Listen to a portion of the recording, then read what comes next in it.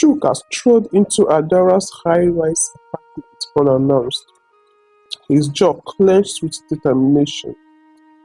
Adora was lounging on her sofa, a glass of wine in hand, when she saw him.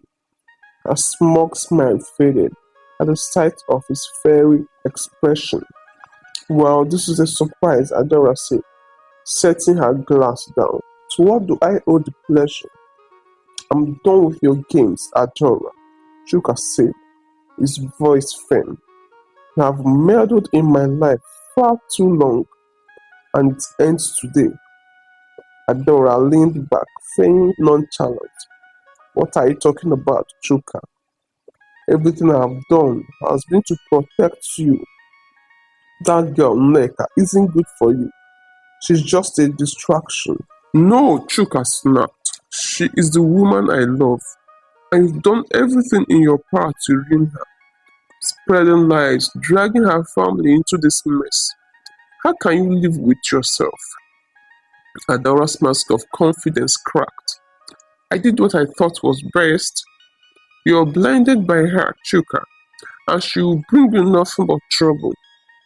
Chuka took a deep breath, his anger barely contained. "The only trouble in my life is you, Adora. You've manipulated me, lied to me, and tried to control every decision I've made. I am done letting you dictate my life." Adora stood, her face a mixture of anger and desperation. "You think you can just walk away from me? After everything we've been through, there is nothing to walk away from," Chuka said coldly. "Whatever we had, it's over. Don't contact me again." He turned and walked out, leaving Adora standing alone, her fists clenched in frustration. Chuka wasted no time. He called Tunde and arranged for another trip to Neka's village. This time, he was determined to set things right. When he arrived, Neka was hesitant to see him, but her aunt convinced her to hear him out. They sat on a wooden bench outside the house, the evening breeze carrying the scent of blooming flowers. "Neka, I've cut ties with Adora," Chuka began. "She's out of my life for good." Neka looked at him, her eyes filled with doubt. "And what about Ifoma? What about all the lies and secrets? How can I trust you, Chuka?"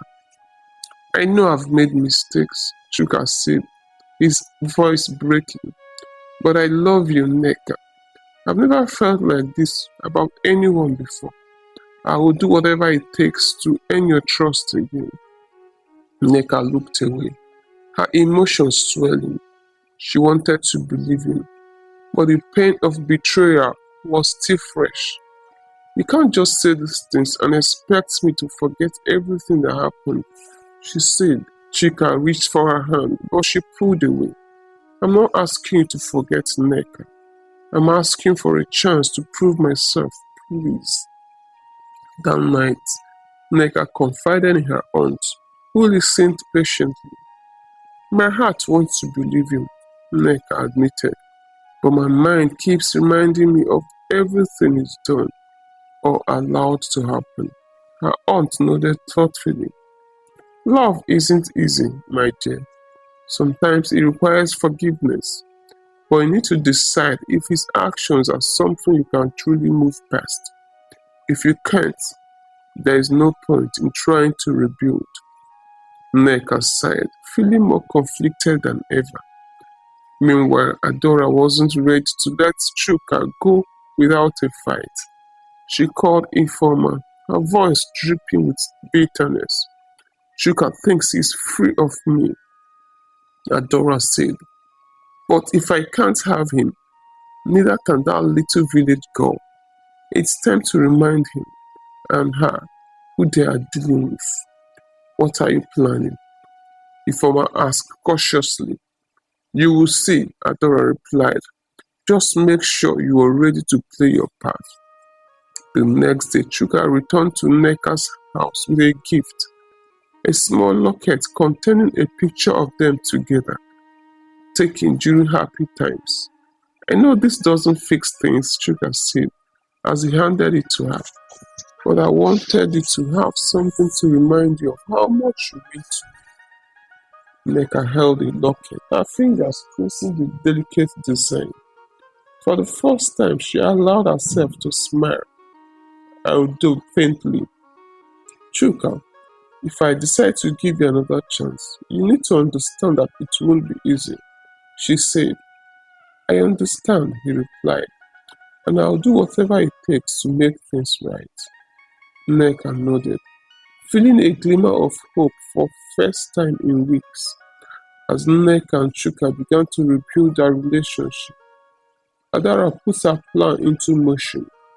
She reached out to an influential journalist, offering a salacious story about Nneka's family scandal. This will ruin her, she said, a satisfied smile on her lips. And when it does, Chuka will come running back to me. Little did Adora know her actions will set off a chain of events that no one could predict. Nneka was sitting under the mango tree outside her aunt's house when a sleek white car pulled up. She frowned as the driver stepped out, a tall, well-dressed man in his early 30s. His smile was warm and confident as he approached her. Good afternoon, miss. You must be Nneka, the man said, extending a hand. I am Emeka Obi. I've heard a lot about you. Nneka shook his hand cautiously. Good afternoon. I am sorry, but I don't think we've met. I know your aunt quite well, Emeka explained. She speaks very highly of you. I'm in the area for some business, and I thought I could stop by to say hello.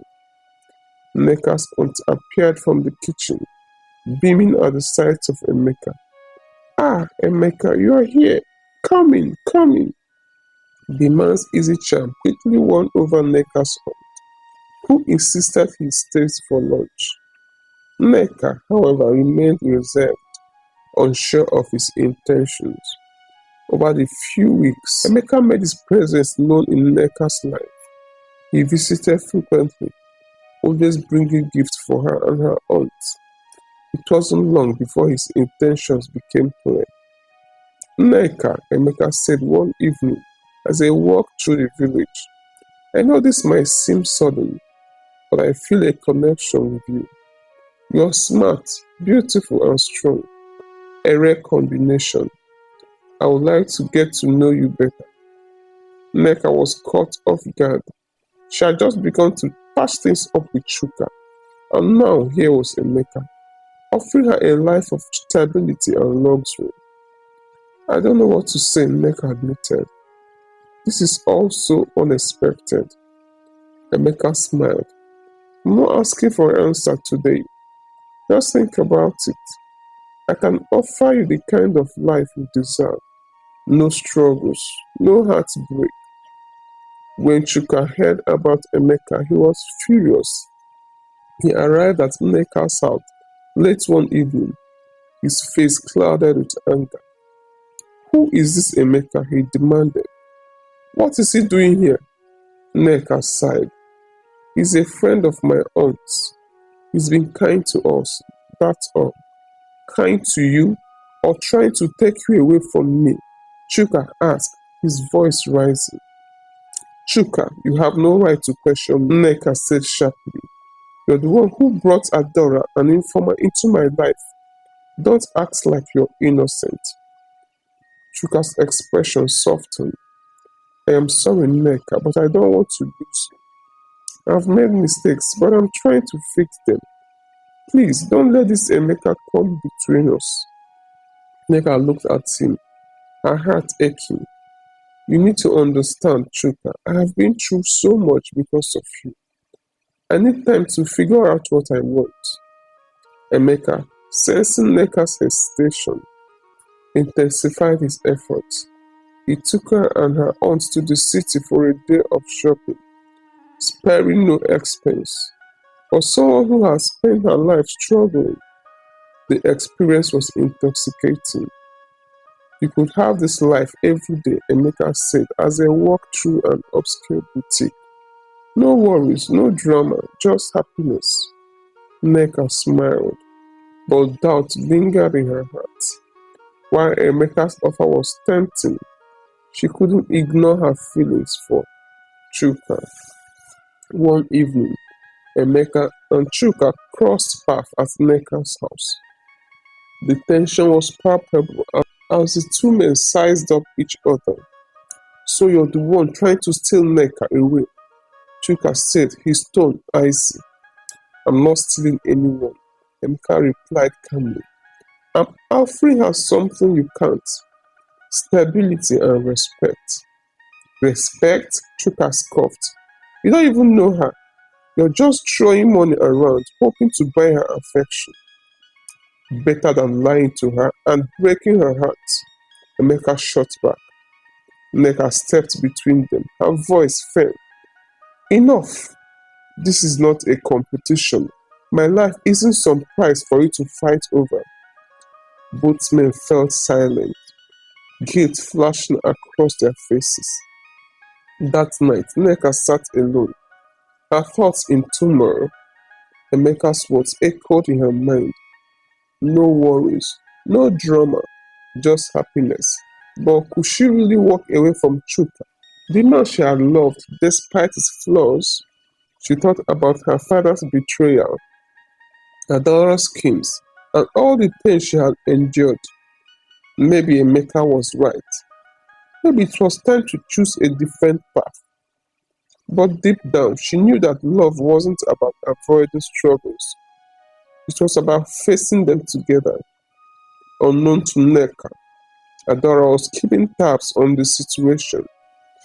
She saw Emeka as the perfect tool to drive a wedge between Nneka and Chuka. If Nneka chooses Emeka, Chuka will come crawling back to me, Adaora said to herself, a wicked smile on her lips. All I need to do is give her a little push. She reached out to Emeka anonymously, feeding him information about Nneka's past and her relationship with Chuka. The next morning, Emeka confronted Nneka. Why didn't you tell me about Chuka? About everything he has done to you? Nneka's eyes widened. How do you know about that? I have my ways, Emeka said. Nneka, you deserve better. Let me give you a fresh start. Before Nneka could respond, Chuka arrived, his face a mixture of anger and desperation.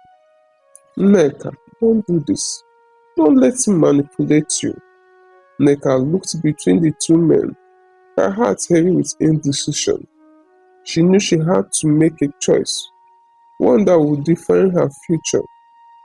Few weeks, Emeka had played the role of perfect gentleman, kind, considerate, and attentive to Nneka's every need.